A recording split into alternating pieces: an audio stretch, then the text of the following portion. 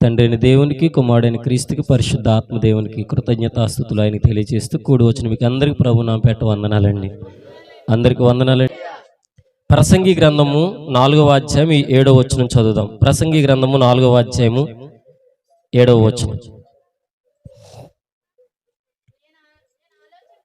నేను ఆలోచింపగా వ్యర్థమైనది మరి ఒకటి సూర్యుని క్రింద నాకు కనబడెను. ఒంటరిగా నున్న ఒకడు కలడు, అతనికి జతగాడు లేడు, కుమారుడు లేడు, సహోదరుడు లేడు. అయినను అతడు ఎడతెగక కష్టపడతాడు. అతని కన్ను ఐశ్వర్యము చేత తృప్తి పొందదు. అతడు సుఖమనున్నది నెరుగక ఎవరి నిమిత్తము కష్టపడుచున్నాను అని అనుకొనడు. ఇదియు వ్యర్థమైనదై బహు చింత కలిగించును. హల్లెలూయా, హల్లెలూయా. జ్ఞాని అయిన సొలొమోను గారు మాట తెలియజేస్తున్నాడు. ఏంటనంటే, ఆయన భూమి మీద ఉన్నప్పుడు ఆలోచించగా ఒక ఉద్దేశము ఆయనకి కలిగిందంట. ఏంటంటే అది సూర్యుని క్రింద కనబడ్డదంట.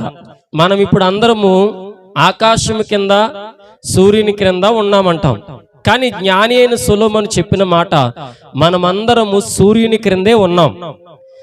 సూర్యుని క్రింద ఉన్న మన గురించి అతనికి ఒకటి కనిపించిందంట. ఏంటదంటే, భూమి మీద ఒంటరిగా ఉన్నవాడు ఒకడు కనపడుతున్నాడంట. ఆ ఒంటరిగా ఉన్నవాడు జతలేని వాడుగా ఉన్నాడంట. వాడికి కుమారుడు లేడంట, వాడికి సహోదరుడు లేడంట. అయినా అతడు ఎడతెగకుండా కష్టపడుతున్నాడంట. హల్లెలూయా, హల్లెలూయా. ఈ కష్టార్జితం మూలన ఈ భూలోకములో సుఖము లేదు, సంతోషము లేదు, ఆనందము లేదు, నెమ్మది లేదు. ఇంకో మాటలో చెప్పాలంటే, ఆ వ్యక్తికి ఎందుకు కష్టపడుతున్నాడో తనంతట తాను అర్థం కాని పరిస్థితి ఏర్పడిందని ఈ యొక్క జ్ఞాని అయిన సొలొమోను గారు చెబుతున్న మాట. భూమి మీద వ్యర్థమైనది అన్నట్టు ఇంకా ఏదన్నా మనకి కనిపించేది ఉన్నదంటే, నువ్వు సంపాదించే సంపాదన వ్యర్థము, నువ్వు బ్రతుకుచున్న బ్రతుకు దినములు వ్యర్థము, నువ్వు జీవిస్తున్న ఈ జీవితము వ్యర్థము, ఈ భూలోకంలో నువ్వు పడుతున్న పాట్లు అన్ని వ్యర్థము, నీవు గడిస్తున్న ఈ జీవితము వ్యర్థము అని దేవుడు జ్ఞాని అయిన సొలొమోను ద్వారా కొన్ని విషయాలు చెబుతూ, ఆ జ్ఞాని అయిన సొలొమోను నిన్ను నన్ను చూడగానే అనుకుంటున్నాడంట, ఈ భూమి మీద ఇదంతా వ్యర్థం. ఈ భూమి మీద నువ్వు ఎంత సంపాదించినా వ్యర్థం. ఈ భూమి మీద ఒక బిల్డింగ్ కట్టినా వ్యర్థం. ఈ భూమి మీద ఒక వాహనము కొన్నా వ్యర్థం. ఈ భూమి మీద నువ్వు తింటూ ఉన్నా, తాగుతున్నా, నువ్వు నడుస్తున్న విధానాలు ఎంతటివి అయినప్పటికీ అవన్నీ వ్యర్థం, వ్యర్థం, వ్యర్థం. హల్లెలూయా. జ్ఞాని అనగా ఆయన ఆల్మోస్ట్ ఆఫ్ ఆల్ ఈ భూమిని పండించాడు. ఈ భూమి మీద రకరకాల విధానాలు కనుగొన్నాడు. ఈ భూమి మీద రకరకాల ఆలోచనలు చూశాడు. ఎంత జ్ఞానముతో రాసాడో మాట చూసుకోండి. ఈ భూమి మీద ఒక నరుడు కనబడ్డాడు. ఆ నరుడు ఎవరంటే జ్ఞాని అయిన సొలొమోనే. ఎంతమంది భార్యలున్నా అతను అనుకుంటున్నాడు, నేను ఏ జత లేని వాడను. ఆఖరికి ఇది ప్రయాస కొరకే ఆరాట పడుతున్న విధానం తప్ప మంచి ఉద్దేశము కాదని తనంతటి తాను అనుకుంటూ అంటున్నాడంట. చదవండి కిందకి.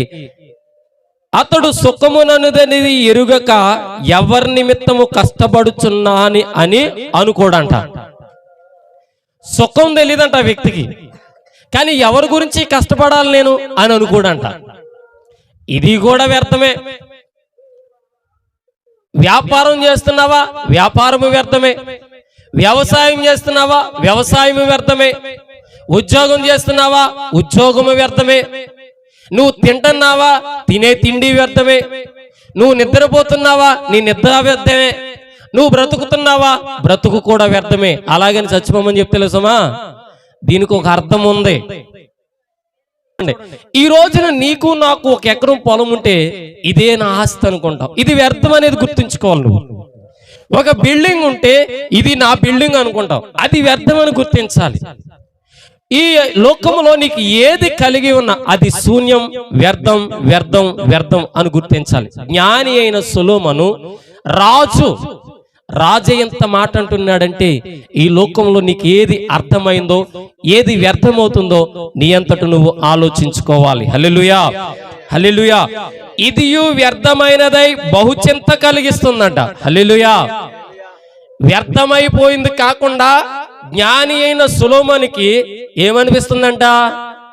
బాధ కలిగిస్తుంది. ఎందుకు వచ్చింది ఈ బ్రతుకు? ఎందుకు వచ్చింది ఈ జీవితం? ఎందుకు వచ్చింది ఈ పరిస్థితి అని చెప్పేసి ఈ ఎంత చేసినా ఏమీ లేదు అని పెద్దవాళ్ళ దగ్గరికి వెళ్ళండి. మనకంటే వయసు గడించిన వాళ్ళు అంటూ ఉంటారు, ఏమి చేసిన ఏమీ ఉపయోగం లేదు. కడాకరికి మన అందరం ఎక్కడికి వెళ్ళిపోవాలంటాడు? మట్లోకి వెళ్ళిపోవాలంటాడు. కానీ జ్ఞాని అయిన సొలొమోను అంటున్నాడు, ఎంత చేసినా బహుచింత నీకు ఉండిపోతుందంట. బహుచింతే ఉండిపోతుంది. చూడండి, అక్కడే 6వ అధ్యాయము, ప్రసంగి గ్రంథము 6వ అధ్యాయము 7వ వచనం చదవండి. మనుషుల ప్రయాసంతయు వారి నోటికే కదా, అయినను వారి యొక్క మనసు సంతృష్టి నొందదు. హల్లెలూయా. ఇప్పుడు నువ్వు ప్రయాసపడుతున్నావు దేనికేనంటే ఏమంటావు? కోటి విద్యలు కూటు కోసమే, జానడు పొట్ట కోసం జర జాగ్రత్తగా ఉండి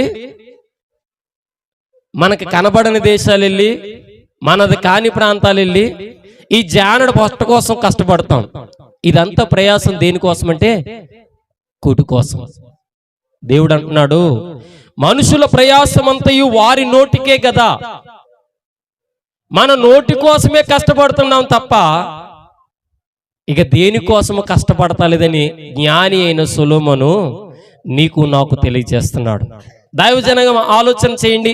ఒక వ్యక్తి అంటాడు, మా అమ్మాయిని పెద్దదాన్ని చేయాలి, మా అబ్బాయిని పెద్దవాడిని చేయాలి, మంచి ఉద్యోగం ఇప్పించాలి, ఉద్యోగం కోసం రకరకాలైనటువంటి ఉద్దేశాలు కలిగిన పరిస్థితులను ఏర్పాటు చేయాలని అన్ని చేసేసిన తర్వాత అంటాడు, వాళ్ళు మంచి పొజిషన్లో సెట్ అయిపోతే నాకు ఇంకేమీ వద్దు అంటాడు. నిజంగా నీకు ఏమీ వద్దు అనే విషయాన్ని గుర్తుంచుకోవాలి. వాళ్ళు పెద్ద స్థాయికి వెళ్ళిపోయాక ఆఖరులు అనే మాట పెద్దవాళ్ళు ఏంటో తెలుసా? ఇంకా అన్నీ అయిపోయినాయి, ఇంకోటి మిగిలింది ఏంటది? ఆయన ఎప్పుడు కాకెత్తే అప్పుడు వెళ్ళిపోవలసిన వాళ్ళమే మనం. ఈ లోపల అనుభవించే దాన్ని నువ్వు ఏమని ఆలోచించాలంటే ఇది వ్యర్థం, ఇది వ్యర్థమని ఆలోచించాలి. వ్యర్థమైన ఆలోచిస్తే నీకు తృప్తి కలుగుతాది. హల్లెలూయా.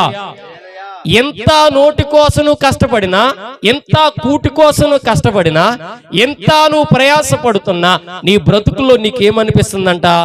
మనసుకు తృప్తి కలగటం లేదంట. హల్లెలూయా. రాత్రి బిర్యానీ తిన్నాం కదా, పొద్దున్నెడితే తింటమానేస్తావా? ఏం చేస్తావు? కరువు అంట. ఏం చేస్తావు? ఒకవేళ ఇంకో గంట ఆగితే అది పాడైపోద్దేమని చెప్పి ఏం చేసుకుని వేడి చేసుకుని మరి అయినా తృప్తి లేదు మనకి. దాన్ని దేవుడు అన్నాడు జ్ఞాని అయిన సొలొమోను ద్వారా, ఒరే నాయన, నువ్వు తింటున్నావు, తాగుతున్నావు, బ్రతుకుతున్నావు, అయినా మళ్ళా దాన్ని బట్టి నీకు తృప్తి లేదు. హల్లెలూయా. చూడండి దైవజనం, రాత్రే తిన్నాం కదా అని చెప్పేసి పొద్దున్న తినటం మానలేం, రాత్రే తాగాం కదని పొద్దున్న తాగటం మానలేం, నిన్నే తిన్నాం కదని ఈ రోజు తినటం మానలేం, మొన్నే తిన్నాం కదని ఈ రోజు తినటం మానలేం. నువ్వు తింటూనే ఉంటావు, నీ ఆశ చావదు. హల్లెలూయా, హల్లెలూయా. దైవజనంగా దీని అంతటిని జ్ఞాని అయిన సొలొమోను అంటున్నాడు వ్యర్థం. నువ్వు తిన్న తిండి కూడా వ్యర్థమే, నువ్వు నడిచిన నడక కూడా వ్యర్థమే. కానీ ఈ లోకంలో నువ్వంటూ సంపాదించుకున్నది ఏదన్నా ఉందా? అది కూడా వ్యర్థమే అనేది నువ్వు గుర్తుంచుకోవాలి. హల్లెలూయా. అక్కడే 7వ అధ్యాయం 14వ వచనం చదవండి. 7వ అధ్యాయం 14వ వచనం. సుఖదినమునందు సుఖముగా ఉండు, ఆపద్దినమునందు ఆలోచించుము, తాము చనిపోయిన తర్వాత చనిపోయిన తర్వాత జరుగు దానిని నరులు తెలుసుకొనకుండునట్లు దేవుడు సుఖ దుఃఖములను జతపరిచి ఉన్నాడు. హల్లెలూయా. నీకు సుఖాన్ని దుఃఖాన్ని ఈ భూలోకంలో ఇచ్చాడంట. ఎందుకంటే నువ్వు చచ్చిపోయి ఏమవుతుందో నీకు తెలియదు కాబట్టి. నువ్వు చచ్చాక ఏమవుతుందో నీకు తెలుసా? అది కూడా వ్యర్థమే. తెలుసుకోలేని అర్థం లేని వ్యర్థమైన జీవితం ఇది. నువ్వు చచ్చాక ఏమవుతుందో నీకు తెలియదు కాబట్టి నువ్వు బ్రతుకుండగానే సుఖాన్ని ఇచ్చాడంట. ఆ సుఖం ఇచ్చినప్పుడు సుఖపడు అంటున్నాడంట. మరలా ఆ సుఖము నుంచి మరలా దుఃఖముకు వచ్చినప్పుడు దుఃఖపడు అంటున్నాడంట. ఏదన్నా ఆపద వచ్చినప్పుడు ఆలోచించు, ఈ ఆపద ఎందుకు వచ్చింది అని ఆలోచించాలంట.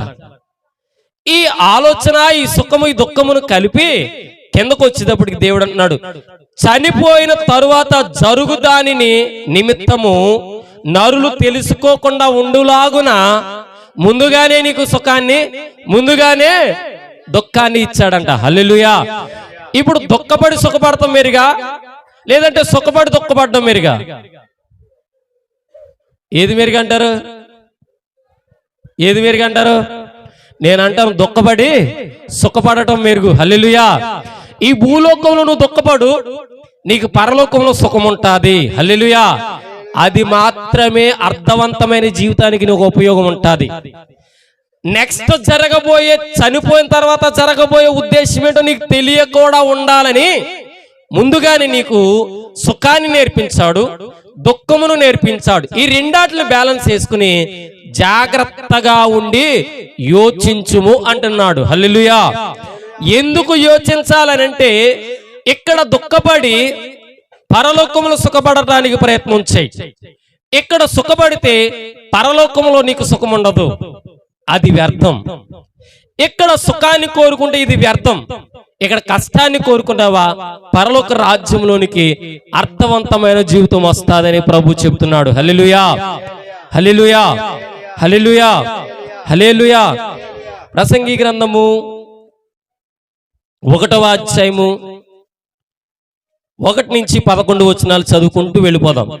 చదవండి. దావీదు కుమారుడును యెరూషలేములో రాజునయుండిన ప్రసంగి పలికిన మాటలు వ్యర్థము అని ప్రసంగి చెప్పుచున్నాడు. వ్యర్థము సమస్తమును వ్యర్థమే. హల్లెలూయా. ఈ రోజు నువ్వు సన్నిధికి వచ్చావు, ఈ రోజు సన్నిధిలో ఉన్నావు, వ్యర్థమా అర్థమా? వ్యర్థమా అర్థమా? అర్థమే. ఈ రోజు సన్నిధికి నువ్వు రాలేదు, అర్థమా వ్యర్థమా? వ్యర్థమా అర్థమా? వ్యర్థమే. అయితే సన్నిధిలో ఉన్న ప్రతి ఒక్కరు అర్థవంతమైన జీవితాన్ని గడిస్తారు, కానీ దాంట్లో ఉన్న పరమార్థమును గ్రహిస్తేనే దానికి అర్థం ఉంటుంది. హల్లెలూయా. వ్యర్థము సమస్తమును వ్యర్థమే అంటూ 3వ వచనం నుంచి చదువుదాం. సూర్యుని క్రింద నడులు పడుచుండు పాటు అంతటి వలన వారికి కలుగుచున్న లాభమేమి? హల్లెలూయా. భూమి మీద నువ్వు పడుతున్న పాట్లకు, నువ్వు భూమి మీద సంపాదిస్తున్న సంపాదనకు, నువ్వు భూమి మీద ప్రయాసపడుతున్న ప్రయాసకు దేవుని ద్వారా వచ్చు లాభమా, నీ అంతట నువ్వు పొందుకుంటున్న లాభమా అని ఆలోచన చేస్తే వాటి వలన వచ్చుచున్న లాభము ఏమిటి అని జ్ఞాని అయిన సొలొమోను ప్రశ్న వేస్తున్నాడు. హల్లెలూయా. హల్లెలూయా. దైవ జనాంగమా, సూర్యుని క్రింద నీవు నేను ఉన్నాం. నరులు రకరకాలైనటువంటి పాటలు పడుతున్నారు. వాటి వల్ల వచ్చే లాభం నీకు వ్యర్థమా అర్థమా? అర్థమా వ్యర్థమా? వ్యర్థమే. తెలుసు. జ్ఞానం అని అడిగాడంట. ఈ జ్ఞానముతోనే సర్వ సృష్టిలో ఉన్న పరిస్థితులన్నిటినీ తెలుసుకుని రాస్తున్న మాట, సూర్యుడి కింద నరులు పడుచున్న పాటు అంతటి వలన వారు కలుగుచున్న లాభం ఏంటి అని ప్రశ్నిస్తున్నాడు. చదవండి కిందకి. తరము వెంబడి తరము గతించిపోవచ్చున్నది, భూమి ఒక్కటే ఎల్లప్పుడు నిలుచుచున్నది. సూర్యుడు ఉదయించును, సూర్యుడు అస్తమించును, తాను ఉదయించే స్థలమునకు మరలా చేరుటకు త్వరపడును, గాలి దక్షిణమునకు పోవును, ఉత్తరమునకు తిరుగును, ఇట్లు మరలా తిరుగుచు తన సంచార మార్గమున తిరిగి వచ్చుచూ ఉండెను. హల్లెలూయా. సూర్యుడు తూర్పున ఉదయించడం వాస్తవం, పడమరన అస్తమించడం వాస్తవం, మరలా అక్కడి నుంచి ఇక్కడికి రావడం వాస్తవం, ఎక్కడి నుంచి అక్కడికి వెళ్ళడం వాస్తవం, గాలి దక్షిణం నుంచి రావడం వాస్తవం, మళ్ళా తూర్పు నుంచి దక్షిణానికి వెళ్ళడం వాస్తవం. ఇవన్నీ ఎల్లప్పుడూ జరిగేటివే. తరము వస్తుంది, తరము వెళ్ళిపోతుంది. నీ తరము తర్వాత నీ తాత తరము, నీ తాత తర్వాత ముత్తాత తరము, వెనకటి తరములన్నీ చూస్తే వచ్చినాయి, వెళ్ళిపోయినాయి. ఇప్పుడు నువ్వు ఉన్నావు, నీ తర్వాత తరము ఉంటుంది, నీ తర్వాత తరం ఉంటుంది. ఇదంతయు కూడా వ్యర్థమే. హల్లెలూయా. గాలి దక్షిణమునకు పోయి ఉత్తరముకు వస్తాదంట, అటు ఇటు తిరుగుచు సంచారం చేస్తాదంట. నదులలో నుండి నీళ్లు సముద్రంలో పడతాయంట. అయితే సముద్రము నిండుట లేదు, నదుల నుండి ఎక్కడ నుండి పారవచ్చును అక్కడికే అవి మరలిపోవును. ఎడతెరిపి లేకుండా సమస్తము జరుగుచున్నవి, మనుషులు దాన్ని వివరింపజాలరు. చూచట చేతను కన్ను తృప్తి పొందకునుచున్నది, వినుడి చేత చెవికి తృప్తి కలుగటలేదు. హల్లెలూయా. హల్లెలూయా. నదుల్లో నీళ్ళు ఎక్కడికి వెళ్తాయి? మనకు బాగా తెలుసు, ఎక్కడ పక్క ముందు కట్టినది. మరి సముద్రంలో నీళ్ళు ఎక్కడికి వెళ్తాయి? ఎక్కడికి వెళ్తాయి? నీ బ్రతుకు ఈ లోకంలో తిని తాగి తందనాలాడి నీ ఇష్టం వచ్చిన బ్రతుకు బ్రతికితే వ్యర్థమే అని దేవుడు జ్ఞాని అయిన సొలొమోను ద్వారా చెబుతున్నాడు. చదవండి 9వ వచనం నుంచి. మునుపు ఉండినదే ఇక ఉండబోవునది, మునుపు జరిగినదే ఇక జరగబోవునది. సూర్యుని క్రింద నూతనమైనది ఏదియూ లేదు. ఇది నూతనమైనదని ఒకని దాన్ని గురించి ఒకడు చెప్పును, అదియును మనకు ముందుండిన తరములలో నుండి ఉండినదే. హల్లెలూయా. హల్లెలూయా. హల్లెలూయా. దేవుడు అంటున్నాడు, నీవు పుట్టక ముందే ఆల్రెడీ వ్యర్థమైన పద్ధతులు వస్తాయని దేవుడు గ్రహించి జ్ఞాని అయిన సొలొమోనుకు చెప్పాడు. ఒక నూతనమైంది పుడతాదంట. ప్రతి సంవత్సరం ఒక నూతనమైంది పుడతాది. ఒక ఉదాహరణకి చెప్తాను. మా 10th క్లాస్ ముందు వరకు అందరు నిక్కర్లు వేసుకుని తిరిగేవారు. ఇప్పుడు ఏమవుతుంది? అది ఆడు కూడా ప్యాంట్ వేసుకున్నాడు, ఏం చెప్పను. 4 రోజులు ఆగితే జోసెఫ్ వేసుకుంటాడు. ట్రెండ్ మారిపోయింది, నూతనమైంది పుట్టింది. మనం అనుకుంటామంట ఇది ఈ సంవత్సరానికి కొత్త అనుకుంటామంట, ఇది ఈ సంవత్సరానికి కొత్తతనం అనుకుంటామంట, ఇది ఈ సంవత్సరానికి ఈ కొత్తతనాన్ని తీసుకొస్తుంది అనుకుంటామంట. కానీ ఇది మన తరతరముల క్రిందటి పుట్టి ఉన్నదంట. హల్లెలూయా. నువ్వు ఆలోచించడం వరకే నువ్వు ఉంటావు తప్ప అది కూడా వ్యర్థమని దేవుడు చెబుతున్నాడు. హల్లెలూయా. అది కూడా వ్యర్థమని దేవుడు చెబుతున్నప్పుడు నీవు నేను ఆలోచన చేయాల్సింది ఏంటి తెలుసా? ఒక వ్యక్తి ఇది పూర్వము నుండి 11వ వచనం, పూర్వులు జ్ఞాపకమునకు రారు, పుట్టబోవు వారి జ్ఞాపకము ఆ తర్వాత నుండబోవు వారికి కలుగదు. హల్లెలూయా. హల్లెలూయా. నాకు మా తాత ఒకటే తెలుసండి. మీకు అర్థమవుతుందా? మీకు? నాకు మా తాత ఒక్కడే తెలుసు. మా తాత చెల్లెలు కూడా నాకు. ఎందుకని? జ్ఞాపకము రారు, జ్ఞాపకమునకు రారు. నువ్వు కూర్చుని ఎంత ఆలోచించు, మా తాత ఎవడు, వాళ్ళ నాన్నెవడు, వాళ్ళ నాన్నెవడు, వాళ్ళ నాన్న పక్కన పెడతాం, వాళ్ళ అమ్మ ఎవద్ది, ఇలాగ ఎక్కడికి వెళ్ళిపోతామంటే అవ్వాదం దగ్గరికి వెళ్ళాలి ముందు. అక్కడికి వెళ్ళేవాడికి మనం జ్ఞాని అయిన సొలొమోను లాంటి ఇవన్నీ ఇష్టం ఎందుకు మనకి, ఎందుకని ఇప్పుడు ప్రస్తుతానికి మనం బ్రతికేద్దాం. దైవ జనాంగమా, ఈ భూలోకములో సమస్తమును వ్యర్థం, వ్యర్థము వ్యర్థమని, సమస్తమును వ్యర్థమని గంట కొట్టి నీకు నాకు దేవుడు చెబుతుంటే వాటిని నువ్వు నీ అనుకూలతల కోసం పట్టుకుని పరిగెడుతున్నావు. హల్లెలూయా. 2వ అధ్యాయము 18 చదవండి. 2:18. సూర్యుని క్రింద నేను ప్రయాసపడి చేసిన పనులన్నిటిని నా తర్వాత వచ్చువానికి నేను విడిచిపెట్టవలనని తెలుసుకొని నేను వాటి యందు అసహ్య పడితిని. హల్లెలూయా, హల్లెలూయా, హల్లెలూయా. నేను ఎకరం పొలం కొన్నానండి. నేను ఉన్నంత కాలం దాన్ని అనుభవిస్తాను. తర్వాత ఎవరు అనుభవిస్తారు? వారసత్వం. ఎవరు? గ్లాడ్సన్. దేవుడి చిత్తం కాదనుకో గ్లాడ్సన్ చేతిలో అది. ఆ విషయం నీకు తెలిసిన తర్వాత మేమనుకుంటా, ఎంత కష్టపడ్డాం కానీ మా గ్లాడ్సన్కి నేను సమకూర్చలేకపోయాను అనుకుంటామంట.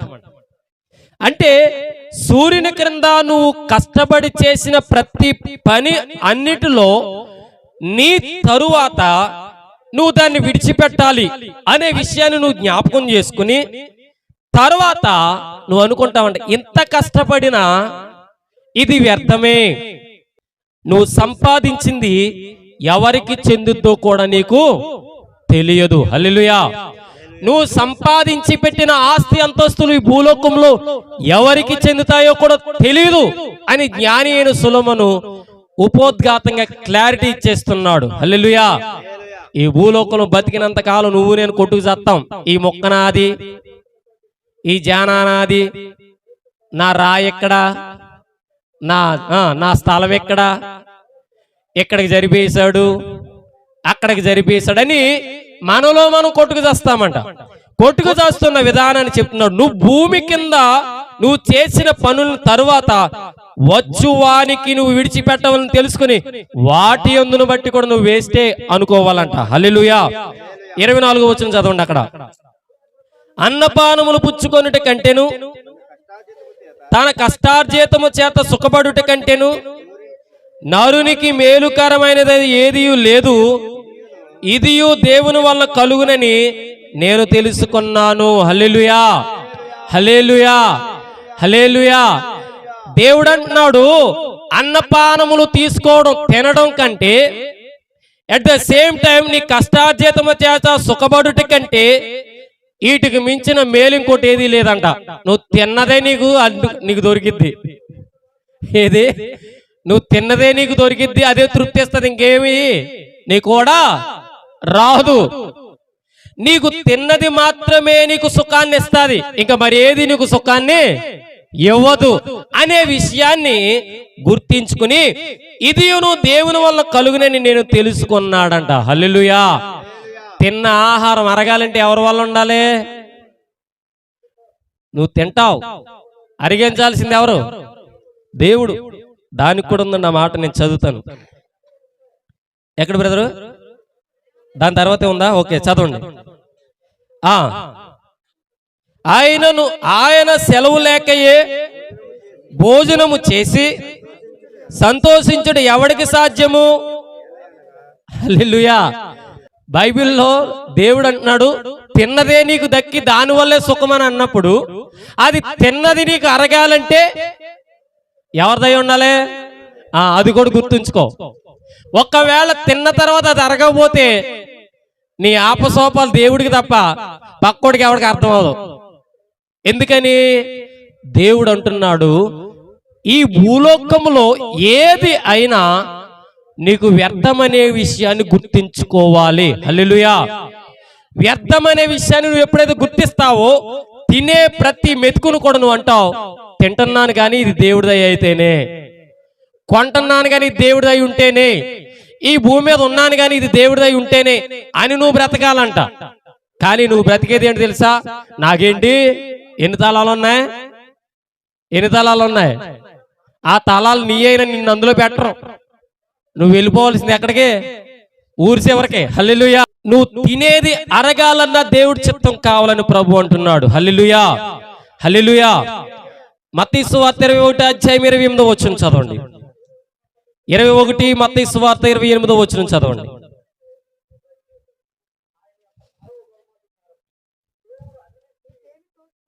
నీకేమి తోచుచున్నదని ఒక మనుషునికి 2 కుమారులు ఉన్నారంట. చదవండి. అతడు మొదటి వాని యొద్దకు వచ్చి, కుమారుడా, నేడు పోయి ద్రాక్ష తోటలో పని చేయమని చెప్పగా వాడు పోను అని ఉత్తరమిచ్చును గాని పిమ్మట మనస్సు మార్చుకుని పోయెను. అతడు రెండో వాని వద్దకు వచ్చి ఆ ప్రకారమే చెప్పగా వాడు అయ్యా పోదును అనెను గాని పోలేదు. ఈ ఇద్దరిలో ఎవడు తండ్రికి ఇష్ట ప్రకారము చేసిన వాడని వారిని అడిగెను. అందుకు వారు మొదటి వాడే అనిరి. హల్లెలూయా, హల్లెలూయా. యేసుక్రీస్తు ప్రభు వారు వచ్చి అన్నాడంట, నేను చెప్పిన పని చెయ్యి అనగాని మొదటి వ్యక్తి అన్నాడంట నేను చెయ్యను అన్నాడంట. వ్యక్తి మరలా తనంతట తాను వెళ్ళి చేశాడంట. రెండో వ్యక్తి దగ్గరికి దేవుడు వెళ్ళానంట, ఈ పని చెయ్యి అన్నాడంట. ఈ పని చెయ్యి అనగానే ఆ పని చేయటానికి వెళ్ళిన పద్ధతులు విధానాలు ఆ బిడ్డకి అర్థమేమి తెలియదు కానీ ఆయన వెళ్తాను అన్నాడంట. వెళ్తాను అన్న వ్యక్తి కాస్త మరలా తిరిగి వెళ్ళకుండా మానేశాడంట. వెళ్తాను అన్న వ్యక్తి మానేశాడు, వెళ్ళను అన్న చెప్పి వ్యక్తి వెళ్ళటం మొదలు పెట్టాడు. హల్లెలూయా. ఈ ఇద్దరిలో ఎవరు గ్రేట్ అని దేవుడు అడిగితే వెళ్ళనని చెప్పి వెళ్తానన్న వ్యక్తే గ్రేట్. అయితే వెళ్తాను అని చెప్పి వెళ్ళటం మానేసిన వాడు వేస్ట్ అంటూ దేవుడు కింద చెప్తున్నాడు వాళ్ళ యొక్క ఉద్దేశాలు. చదవండి 31వ వచనం. సొంకరులను వేశ్యలను మీకంటే ముందుగా దేవుని రాజ్యములో ప్రవేశించుదురని మీతో నిశ్చయముగా చెబుచున్నాను. యోహాను నీతి మార్గమును మీ యొద్దకు వచ్చెను, మీరు అతన్ని నమ్మలేదు. అయితే సొంకరులను వేశ్యలను అతని నమ్మిరి, మీరు అది చూచియు అతనిని నమ్మినట్లు పశ్చాత్తాప పడకపోతిర్రి. హల్లెలూయా, హల్లెలూయా. ఈ మాట దేనికి సాదృశ్యం చూపిస్తున్నాడంటే భూలోకంలో ఏది సంపాదించినా వ్యర్థమే అన్న విషయాన్ని జ్ఞాని అయిన సొలొమోను తెలుసుకున్న విధానాన్ని నీకు నాకు చెబుతుంటే మనము నమ్మి అయ్యో నిజమే ఇది వ్యర్థమే అని దానికి తగినట్టుగా మనం ప్రవర్తించకుండా నడవకుండా మనం వెళ్ళిపోతుంటే దేవుడు అంటున్నాడు నువ్వు పరలోక రాజ్యంలోనికి రాలేవు. హల్లెలూయా. నువ్వు పరలోక రాజ్యంలోనికి రావాలంటే జ్ఞాని అయిన సొలొమోను ఏదైతే నీకు చెప్పాడో, ఏమి చెప్పినదైతే నడిపించబడిందో అట్ ద సేమ్ టైం అది నీ జీవితంలో నువ్వేం చేయాలంటే పాటిస్తూ ఉండాలి.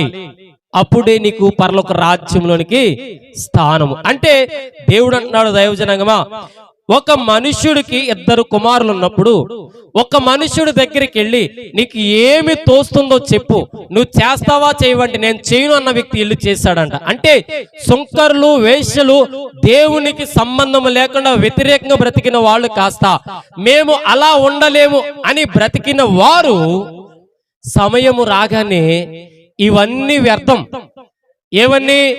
ఈ భూలోకములో వ్యభిచారము వ్యర్థము, ఈ భూలోకంలో తిన్న వ్యాపార ఉద్దేశాలు ఆహారాలు వ్యర్థము, ఇవన్నీ వ్యర్థమని సడన్ గా దేవుని వైపు తిరిగారంట. వాళ్ళకి రాజ్యంలో స్థానం వచ్చింది. హల్లెలూయా. అంటే ఇక్కడున్న నీవు నేను సుంకర్లమా, వేశ్యలమా, లేదంటే ప్రతి వారం వస్తున్న క్రైస్తవులమా? అంటే ప్రతి వారం వస్తున్న క్రైస్తవులమే, ప్రతి వారం వస్తున్న క్రైస్తవులమే. కానీ డబ్బు కోసం ఆరాటం, ఆస్తి కోసం పోరాటం, అంతస్తుల కోసం ఆరాటం, తిండి కోసం ఆరాటం, అధికారం కోసం పోరాటం, ఆశ ఆశ ఆశ, ఇవన్నీ వ్యర్థమే.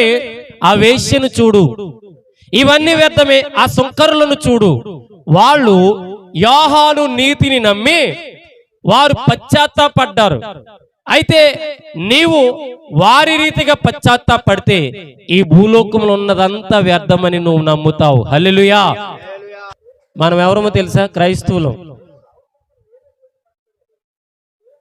ఏం క్రైస్తవులు? మనం అన్నీ తెలిసిన క్రైస్తవులు, కానీ కొన్ని పాటించే క్రైస్తవులు, తాత్కాలిక క్రైస్తవులు. మనం అన్నీ తెలిసిన క్రైస్తవులు, కొన్ని పాటించే క్రైస్తవులు. మనం సుంకరులకి ఏమీ తెలీదు, వేశ్యకు ఏమీ తెలీదు.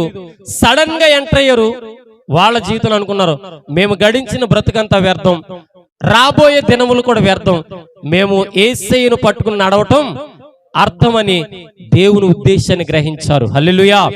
చూద్దాం దైవజనమ, ఈ భూలోకంలో అన్ని వ్యర్థమైతే అసలు ఏంటి అర్థం, ఏది ఉపయోగం అనేది మనం చూద్దాం. ఒకసారి 1 కొరింథీ పత్రిక 15వ అధ్యాయము 58వ వచనం. 1 కొరింథీ పత్రిక 15:58.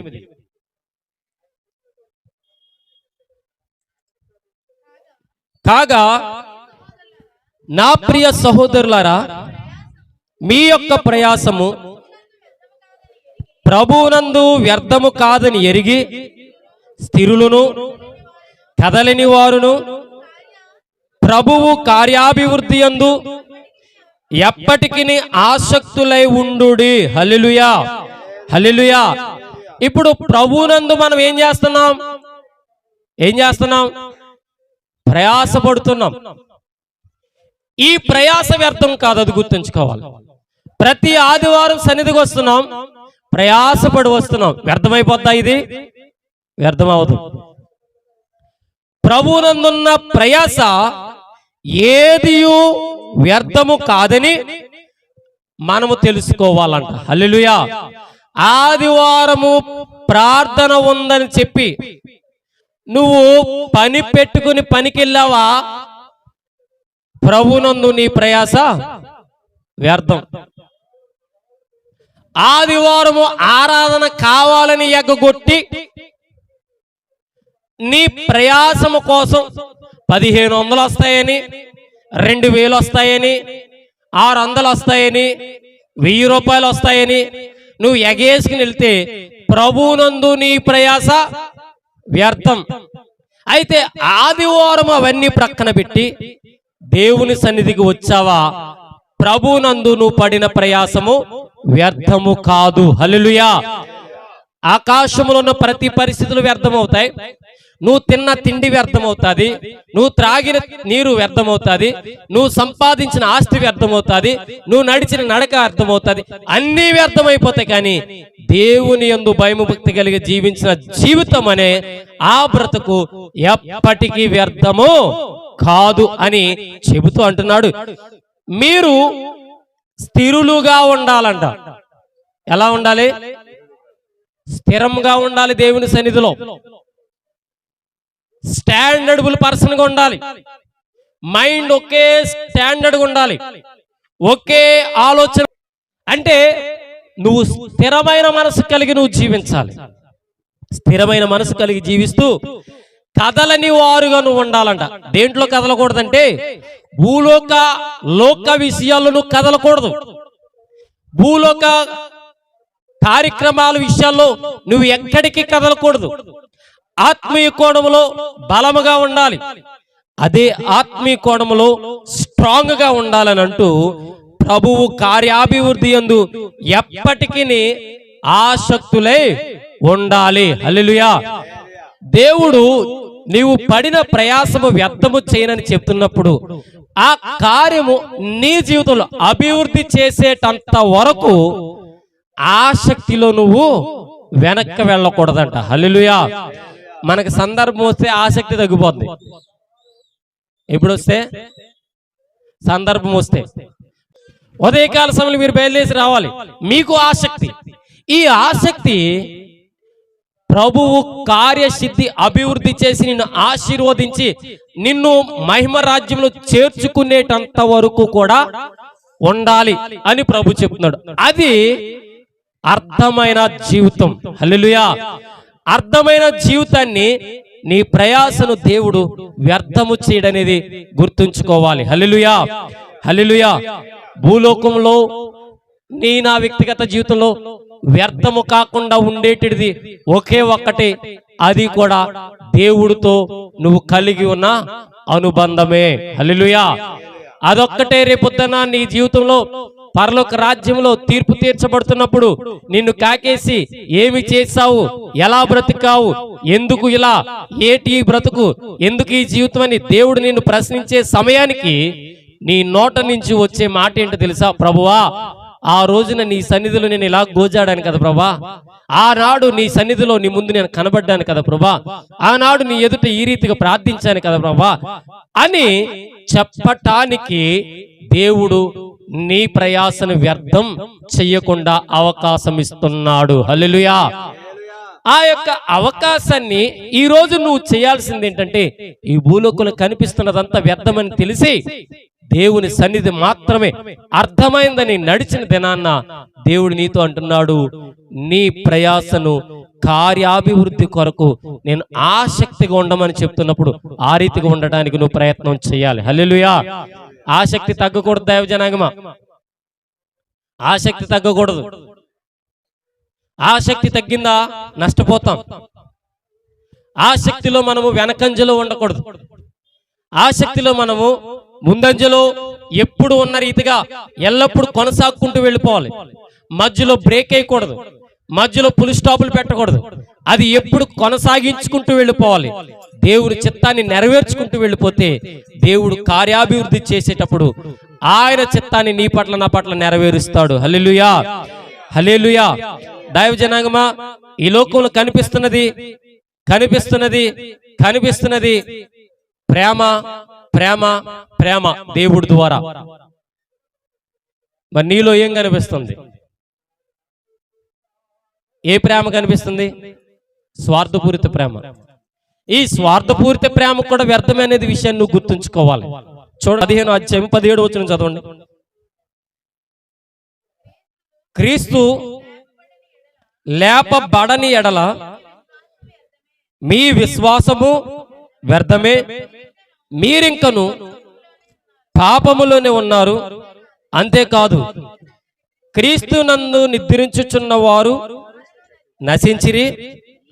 ఈ జీవిత కాలము మట్టుకే మనము క్రీస్తునందు నిరీక్షించు వారమై ఉన్న ఎడల మనుషులందరికంటే దౌర్భాగ్యులమై ఉందుము. హల్లెలూయా. ఇక్కడ మనం ఆలోచన చేస్తే, ఈ జీవిత కాలము మట్టుకే మనము క్రీస్తునందు నిరీక్షించిన వారమైన ఎడల మనకంటే ముందు వెళ్ళిపోయిన వారి కంటే మనం ఎటువంటి వాళ్ళమంట? ఎటువంటి వాళ్ళు? వ్యర్థులమా దౌర్భాగ్యులమా? దౌర్భాగ్యులమని మనం ఎంచుకోవాలంట. ఏమని ఎంచుకోవాలి? జ్ఞాని అయిన సొలొమోను అదే జ్ఞానంతో ప్రవర్తించాడని నేను అనుకుంటాను. ఏమనుకున్నాడంటే ఆయన అంతటాను, దౌర్భాగ్యుణ్ణయ్యా నేను. ప్రభువునందు మనము క్రీస్తుతో కూడా పాలిభాగస్థులము కావాలనంటే, మనకంటే ముందు చనిపోయిన వారందరూ, క్రీస్తులో చనిపోయిన వాళ్ళందరూ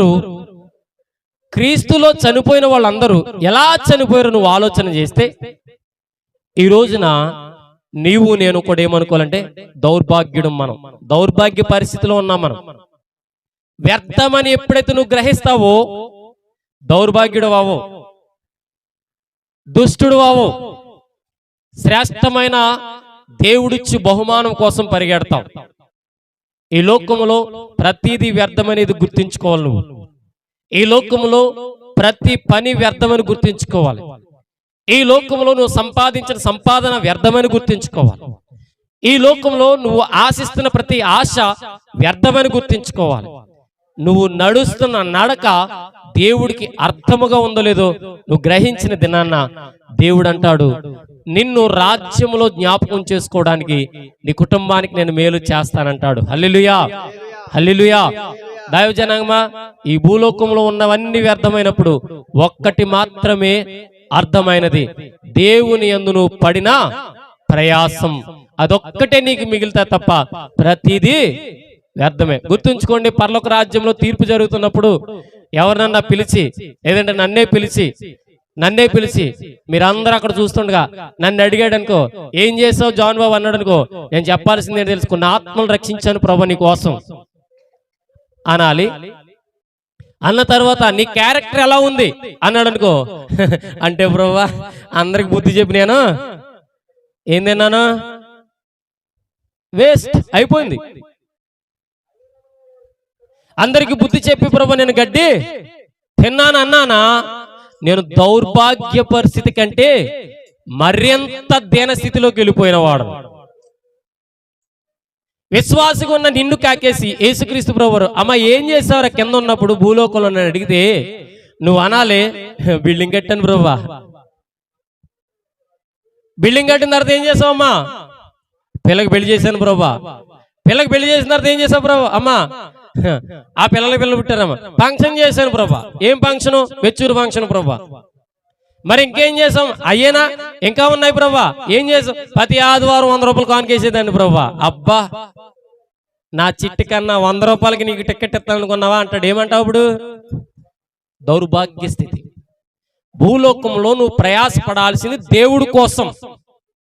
భూలోకంలో నువ్వు ప్రయాసపడాల్సింది దేవుడి ఉద్దేశాల కోసం. భూలోకంలో నీ ప్రయాస వ్యర్థం కాకుండా ఉండాలంటే దేవుని చెంత క్షేమాభివృద్ధి పొందే నీడలు నువ్వు ఉండాలి. అదే నీకు వ్యర్థము కానిది. ఇక మిగతావన్నీ వ్యర్థం. హల్లెలూయా. దైవజనాంగం, వ్యర్థమైన వాటి కోసం నువ్వు పరిగెట్టొద్దు. జ్ఞాని అయిన సొలొమోనే ఇవన్నీ వేస్ట్ అని చెప్పాడు. కాబట్టి మనమందరము చెప్పాలి, ఇవన్నీ వ్యర్థము, పరలోక రాజ్యమే అర్థం అని చెప్పి వెళ్ళిన దినాన్న నా వ్యక్తిగత జీవితాల్లో దేవుడు పరలోక రాజ్యంలో నిన్ను జ్ఞాపకం చేసుకుంటాడు. హల్లెలూయా, హల్లెలూయా. ఈ భూలోకంలో ఉన్న వాటి కోసం నువ్వు పరిగెట్టావా, వ్యర్థుడుగా మారిపోతావు. ఈ భూలోకంలో ఉన్న పద్ధతుల కోసం నువ్వు పరిగెట్టావా, అర్థం లేని వ్యక్తిగా మారిపోతావు. ఈ భూలోకంలో సంపాదన కోసం వెళ్ళావా, అది వ్యర్థం అయిపోద్ది. నువ్వు ఏది సంపాదించినా అది ఎవరికి చెందిద్దో, ఏమి చెందిద్దో ఎవరికి తెలియదు. హల్లెలూయా. దైవజనమా, ఈ లోకంలో దేనికోసం నువ్వు ప్రయాసపడినా నేను తప్పు పట్టను, కానీ ఆ ప్రయాస వ్యర్థమనే విషయాన్ని గుర్తుంచుకో అని నేను చెప్తున్నాను. ఎలా అంటే, నువ్వు కష్టపడాలి నీ కడుపు కోసం, నువ్వు కష్టపడాలి నీ ఇంటిలో అవసరతల కోసం, నువ్వు కష్టపడాలి నీ పరిస్థితుల కోసం. కానీ అదే పరమార్థం అనుకున్నావా, నీ జీవితాన్ని నాశనానికి తీసుకెళ్తాదనే విషయాన్ని నువ్వు గ్రహించమని ప్రభు చెప్తున్నాడు. అయినను అది కూడా వ్యర్థమైన విషయాన్ని గుర్తుంచుకుని, ప్రభువా స్థిరమైనది, అర్థమైనది నీ రాజ్యమే అని చెప్పి ప్రభునందు ప్రయాసపడటానికి ప్రయత్నం చెయ్యి. ఆ ప్రయత్నమే రేపొద్దున నీ గురించి సాక్ష్యము చెబితే ఆ సాక్ష్యమును బట్టి నువ్వు ఆనందించి పరలోక రాజ్యంలోనికి దేవుడు కాస్తో కోస్తో నీకు సహాయము చేస్తాడు. హల్లెలూయా, హల్లెలూయా. ఇదే జ్ఞాని అయిన సొలొమోను అంటాడు, భూమి మీద నరులను ప్లస్ జంతువులను అవి వాటి వాటి కాలాలలో చనిపోవును. ఈ భూమి మీద ఉన్న జంతువులు, మనుషులు కూడా ఆ మట్టిలోకే వెళ్ళును. ఇది జరిగిన తర్వాత ఆ ఆత్మ ఎక్కడికి పోవునో వాడికి తెలియదంటాడు. తెలుసా విషయం? వాక్యం మీకు తెలుసా? ప్రసంగిలో ఉన్నమాట. భూమి మీద ఉన్న జంతువులను, నరులను వారు కష్టపడిన తర్వాత చనిపోవడం కామనే. జంతువు చచ్చిపోద్దంట, మనిషి చచ్చిపోతాడంట. జంతువుని తీసుకెళ్లి భూమిలో కప్పెడతారంట, మనిషిని తీసుకెళ్లి భూమిలో కప్పెడతారంట. అయితే ఈ ఆత్మ, జంతువుల ఆత్మ జంతువులకి తెలియదంట ఎక్కడికి వెళ్తాదో, మనుషుల ఆత్మ మనిషికి తెలియదంట. కానీ జ్ఞాని అయిన సొలొమోను దేవుడి ద్వారా చెప్తున్నమాట, ఎక్కడికి వెళ్తాదో నరుడికి తెలియదు అంటున్నాడు. కాబట్టి దైవజనం, వ్యర్థమైన ఈ జీవితం కోసం నువ్వు ప్రయాసపడటం వ్యర్థమంటూ దేవుని ఉద్దేశములకు తగినట్టుగా నువ్వు బ్రతుకుతే అది నీ జీవితానికి అర్థాన్ని తీసుకొస్తుందని ప్రభు చెప్తున్నాడు. కాబట్టి అర్థమైన ప్రభునందు ప్రయాసను కూర్చిన బ్రతుకును బ్రతకటం ప్రయత్నం చెయ్యి. ఈ లోకంలో ఉన్న వాటి కోసం వదిలిపెట్టేయి. అప్పుడే నీ బ్రతుకుకి అర్థం, నీ బ్రతుకుకి పరమార్థం అని ప్రభు చెప్తున్నాడు. ఈ మాటలు నా వ్యక్తిగత జీవితాల్లో బహుగా ఫలించును గాక. దేవుడి మాటలు దీవించి ఆశీర్వదించును గాక. ఆమేన్.